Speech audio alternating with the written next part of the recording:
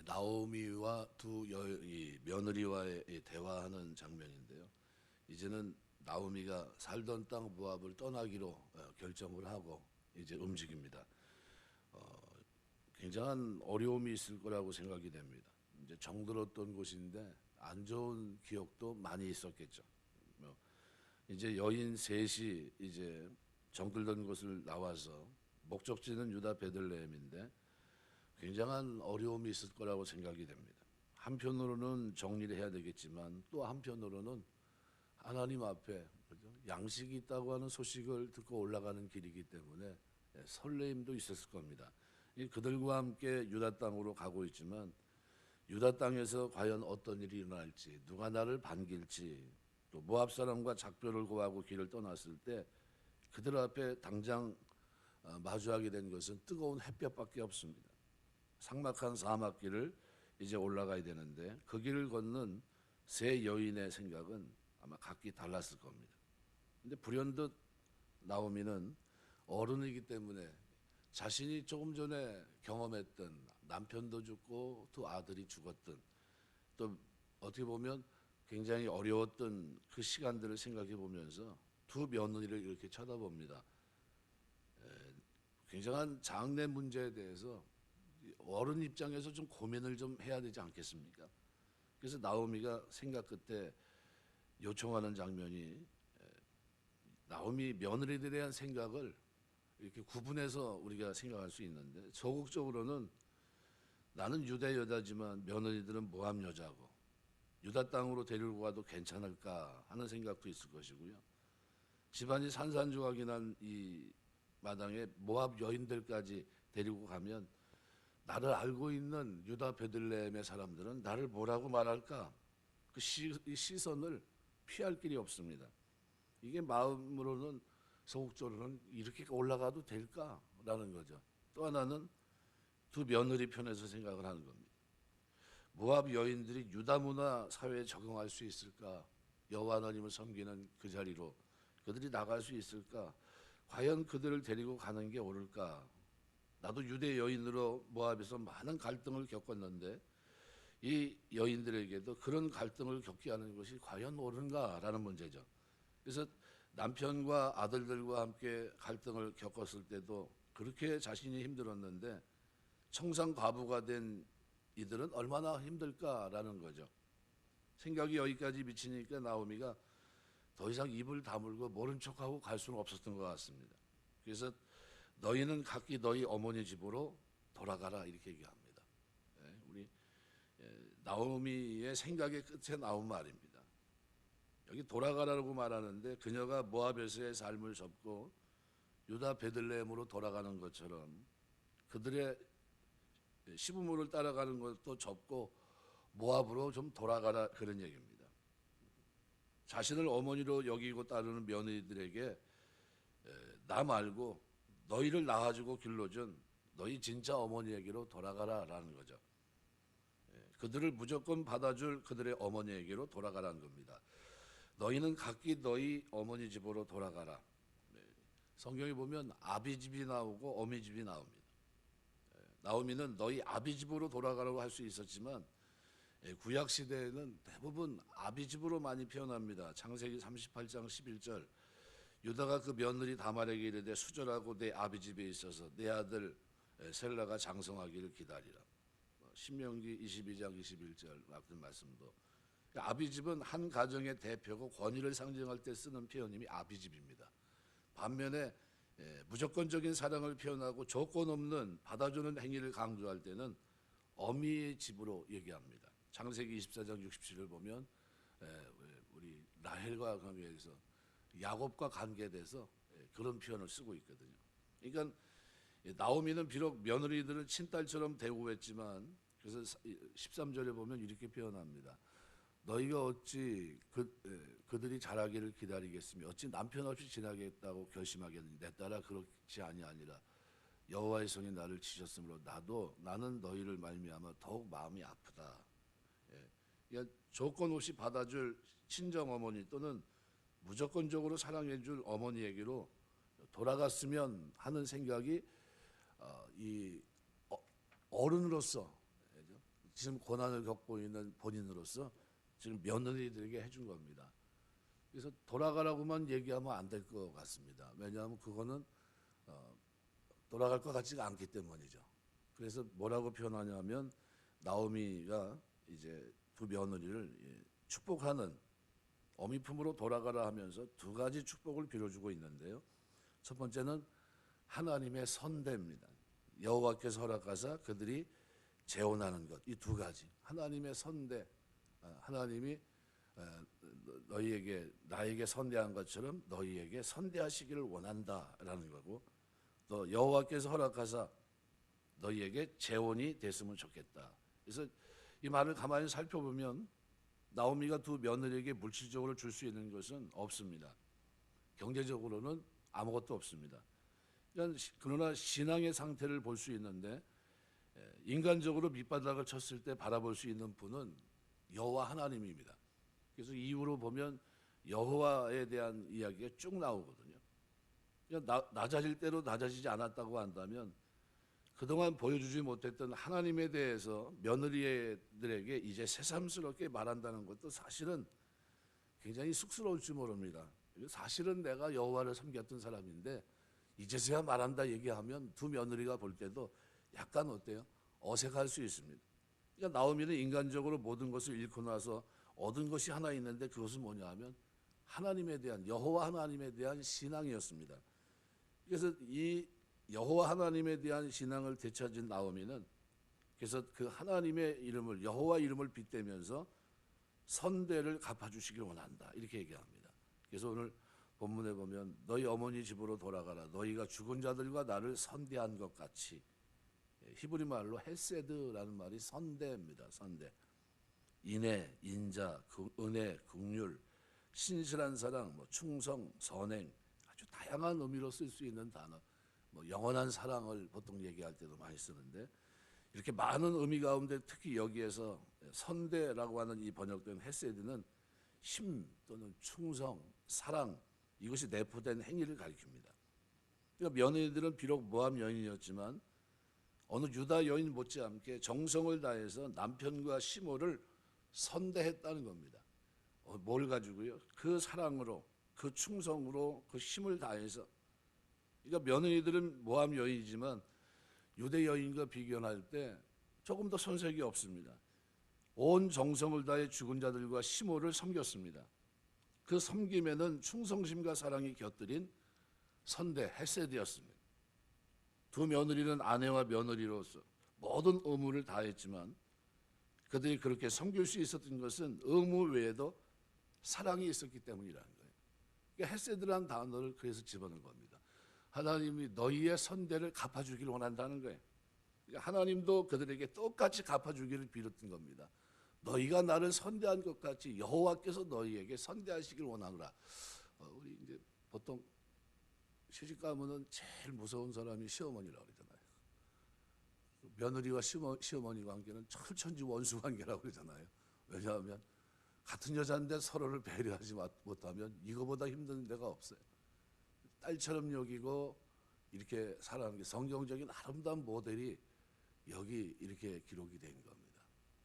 그렇게 다 남편도 죽고 두 아들이 죽었는데도 시어머니가 볼 때, 나오미가 볼 때 어때요? 오르바 루시 갖고 있었던 것은 헤세드였습니다. 마찬가지로 그들을 떠나면서 그들을 생각하면서 돌아가라고 한 겁니다. 너희가 오면 나는 편하지만 하지만 너희 장래를 볼 때 내가 이렇게 살아가는 걸 보니까 이건 아니다 싶다는 거예요. 너희의 장래를 위해서 이렇게 됐으면 좋겠다. 하나님이 나에게 이렇게 너희가 나를 향해 선대한 것처럼 너희에게도 하나님께서 이렇게 해주시길 원한다 하면서 축복을 빌었던 겁니다. 이런 아름다운 고부관계 되시길 주의 이름으로 축원합니다. 우리 신앙 안에서요, 기도하시면서 이렇게 만들어야 됩니다. 사랑이 있었기 때문에 가능한 겁니다. 나오미는 하나님도 그들에게 똑같이 갚아주기를 빌었습니다. 한 발 더 나가서 며느리의 장래를 위해 축복을 빌어주는데 이렇게 말합니다. 여호와께서 너희에게 허락하사 각기 남편의 집에서 위로를 받게 하시기를 원하노라. 이런 축복은 나오미가 의지할 수 있는 마지막 식구들이 며느리들 맞아 포기하겠다고 하는 의지의 표현입니다. 함께 여행하고 함께 의지하며 살아갈 수 있는 식구를 포기하겠다, 그런 얘기입니다. 그럼 그 이유가 뭡니까? 나오미만큼 과부가 된 며느리들을 깊이 이해할 수 있는 사람이 얼마나 있겠습니까? 그녀 자신도 과부로 살고 있습니다. 적어도 며느리들은 과부로 인생을 끝내기를 원하지 않았던 겁니다. 더군다나 유대 법을 생각한다면 가면은 결혼할 수 없어요. 유대로 들어가면 말 그대로 다른 데 시집 갈 수 없어요. 고엘, 이게 책임부는 제도가 있기 때문에 불가능하거든요. 그러니까 그녀는 진정으로 며느리들의 행복을 바랬기 때문에 그들이 다시 남편을 만나 새로운 인생을 사는 것, 그걸 얘기하고 있었던 겁니다. 자신을 완전히 비우지 않으면 절대 빌어줄 수 없는 축복을 오늘 본문에서 두 가지 축복을 빌어주고 있습니다. 여기에 대한 며느리들의 반응을 보면 나오미는 며느리들에게 이처럼 고향으로 돌아가라고 요청하면서 축복의 말을 두 번이나 해줍니다. 선대하시기를 원한다. 하나님이 허락하사 너희가 이렇게 사는 게 아니라 새로운 가정에서 살기를 원한다라는 거죠. 근데 그 말이 빈말이 아닌 확고한 결단임을 행동으로 보여줍니다. 그 행동은 작별의 입맞춤이에요. 가란 겁니다. 이런 입맞춤은 시므와 며느리들의 깊은 관계를 알려주기도 남는 행동입니다. 친어머니와 친딸 같은 사랑의 관계를 유지했던 그 모습을 그대로 연상시킵니다. 여기에 나오미의 입맞춤은 영원한 작별을 뜻하는 거예요. 십수년간의 미운 정 고운 정을 다 뒤로하고 영원히 헤어지자고 하는 작별을 뜻하면서 그들의 선대를 나도 선대로 갚아주고 싶었던 거예요. 나라도 종교도 달리하는 영원한 이별을 뜻하는 겁니다. 이 세 여인이 각기 남편과 영원히 헤어진 것처럼 그들로 영원히 헤어져야 된다는 것을 뜻하는 입맞춤입니다. 돌아가라는 거예요. 하나님이 내 기도대로 너희에게 그렇게 선대할 것이고 하나님이 허락하셔서 너희가 아름다운 가정을 이루게 될 거라는 거죠. 며느리의 반응은 두 가지인데 하나는 행동으로 반응했고 하나는 말로 반응합니다. 행동으로는 그들의 소리를 높여 울었고 영원한 이별이라는 슬픔을 거기서 나타내고 있습니다. 뜨거운 불볕, 어떻게 보면 뜨거운 태양 아래서 이 사막에서 빨간 흙으로 뒤덮인 허허벌판에서 모압 두 여인이 목청을 높여 통곡을 합니다. 굉장히 안타까운 장면이죠. 큰 울음소리로 시어머니의 마음을 바꾸려는 듯 두 며느리는 소리를 높여 웁니다. 그리고 입을 열어 시므의 요청에 반응합니다. 아니니이다, 우리는 어머니의 백성에게로 돌아가겠나이다. 이 말은 그들이 모압으로 돌아가는 것은 잘못이란 겁니다. 그런 잘못을 범하지 않고 어머니 백성으로 돌아가겠다는 겁니다. 두 며느리의 반응은 그들이 죽은 자들과 산 자의 시므를 어떻게 선대했는가를 보여주는 대목이기도 합니다. 그들은 과거에도 온 정성과 충성과 사랑으로 죽은 자들과 산 자를 섬긴 것처럼 앞으로도 그런 자세로 시므를 선대하겠다는 겁니다. 그것은 결연한 의지의 표현이었고 그것은 생활 태도의 표현입니다. 그래서 이 시므와 함께 여정을 같이 가면서 어떤 어려움이 있어도 시므에 대한 이 선대를 바꾸지 않겠다라는 표현이었습니다. 그뿐만이 아니라 유다 베들레헴 땅으로 가서 시므의 백성을 그들의 백성으로 여기면서 끝까지 시므를 섬기겠다고 말한 겁니다. 어떤 어려움이 와도 견디겠다는 표현이기도 합니다. 어떤 냉대를 사람들로 받는다 할지라도 피하지 않겠다는 거죠. 시므에 대한 정성, 충성, 사랑을 변치 않겠다는 다문한 마음의 이 표현이 아닙니다. 우리는 어머니의 백성으로 돌아가겠나이다. 그 자리에서도 그렇게 살겠다는 거죠. 어머니의 결단이 확고한 건 못지않게 그들의 결단도 확고하다는 의지의 표현입니다. 말씀을 맺겠습니다. 그래서 나오미의 이 축복은요, 조금 더 깊이 있게 좀 생각을 해봐야 됩니다. 나오미는 생각해 보면 비운의 여인입니다. 타국에서 남편과 두 아들을 잃었습니다. 한마디로 말해서 그녀의 모든 삶의 모든 것, 사랑과 소망은 다 잃어버린 상태입니다. 그 모든 것을 잃은 와중에서도 건진 것이 하나 없잖아 있는데 뭘 건졌냐 하면요, 그녀가 그토록 오랫동안 망각했던 여호와 하나님을 건집니다. 하나님뿐만 아니라 두 며느리의 마음도 건졌습니다. 나오미는 두 며느리들로부터 선대를 받을 수 있을 정도로 그들의 마음을 샀다는 겁니다. 룻기에서는 그 이유를 설명하고 있지 않지만 이것을 쉽게 유추할 수 있는 부분입니다. 그렇게 되기까지는 누가 먼저 오픈되어 있습니까? 시어머니가 먼저 선대했기 때문에 며느리에 선대한 겁니다. 그녀가 며느리를 선대했기 때문에 두 며느리는 그들을 인격적으로 대우하면서 사랑하는 시모의 자세에 반응하며 그들의 남편이 죽은 후에도 시모를 선대했던 겁니다. 시어머니로부터 그런 선대를 받았다는 사실은 모압 지방에서는 찾기 어려운 특별한 것이었습니다. 문자적으로 선하게 대했다는 그런 의미입니다. 그러나 히브리어에서의 선대는 헤세드예요.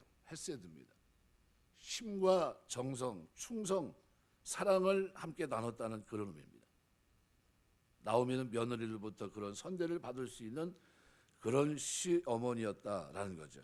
이렇게 묶여진 끈끈한 관계 때문에 이처럼 아름다운 룻기 이야기가 계속해서 펼쳐져 나갑니다.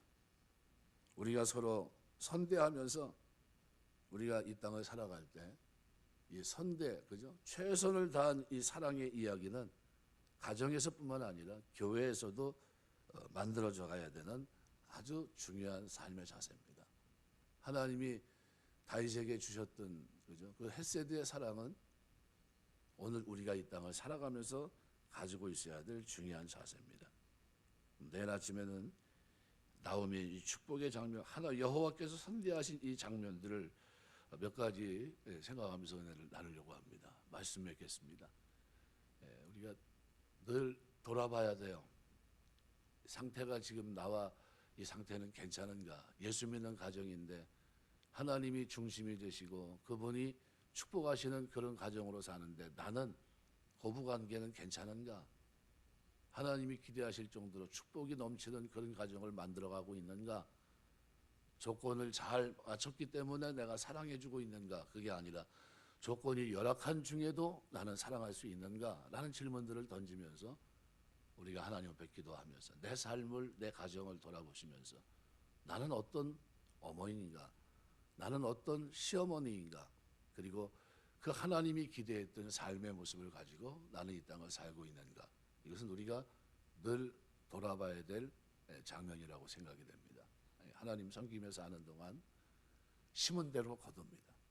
너희가 어디 가든지 평안하기를 빌라. 빈 평안이 그들에게 합당하면 그들에게 임할 것이요 합당치 않으면 너희에게 임하리라 한 그대로 모르는 사람에게도 평안을 빌 수 있다면 가정에서는 선대해야 됩니다. 어머니 집에서 같이 살아가면서 두 자부들이, 그저 며느리들이 어머니, 시어머니를 향해서 선대할 수 있었던 것은 받았기 때문에 준 겁니다. 나는 지금 뭘 주고 있는가? 안 믿는 사람들은 이렇게 저렇게 그냥 살아가지만 믿는 나는 누구 때문에요? 그리스도 때문에 우리가 이 땅에 살면서 선대하며 살아야 됩니다. 하나님의 사랑이 내 속에 있기 때문에 그 사랑 안에서 말씀 속에 거하는 삶이 나에 있기 때문에 나도 선대할 때 그 선대가 결국은 내 삶을 가장 아름답고 풍성하게 읽을 수 있다는 사실을 꼭 기억하시고 살아가는 동안 선대하며 힘, 그죠? 사랑, 충성을 다하여 선대하는 이 아름다움이 여러분 가정 속에, 여러분이 걷는 걸음 속에, 신앙생활 속에 늘 넘치게 되시길 주의 이름으로 축원합니다. 기도하겠습니다.